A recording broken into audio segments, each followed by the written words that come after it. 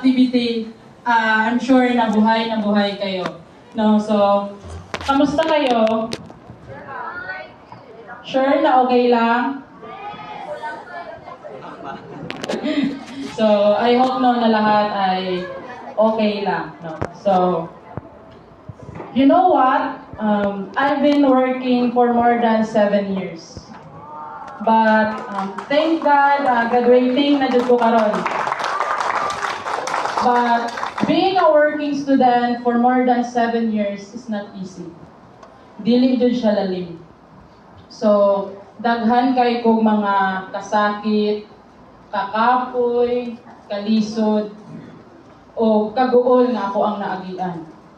And of course, daghan kay kong hibi, singot nga gibasa sa akong sanina, makaskwela ra jud ko. No?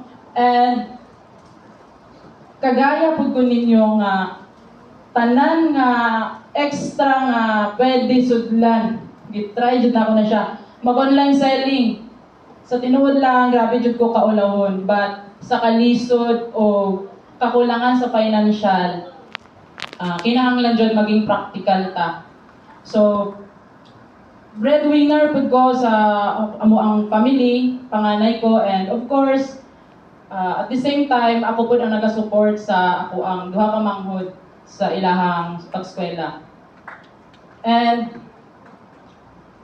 one thing that I learned that contributed to my success is that being a resilient.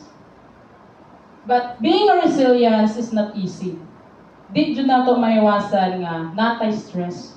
No, maka-experience ta og stress.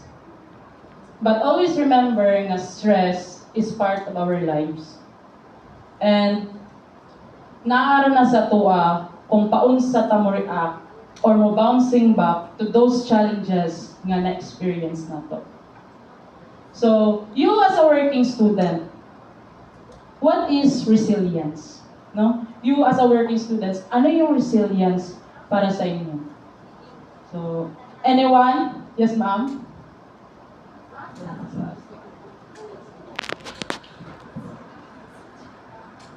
Ikaw, ma'am.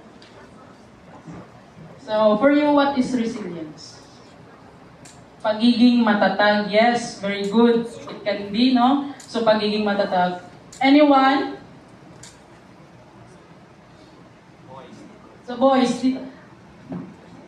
hands. Nakilala. So, for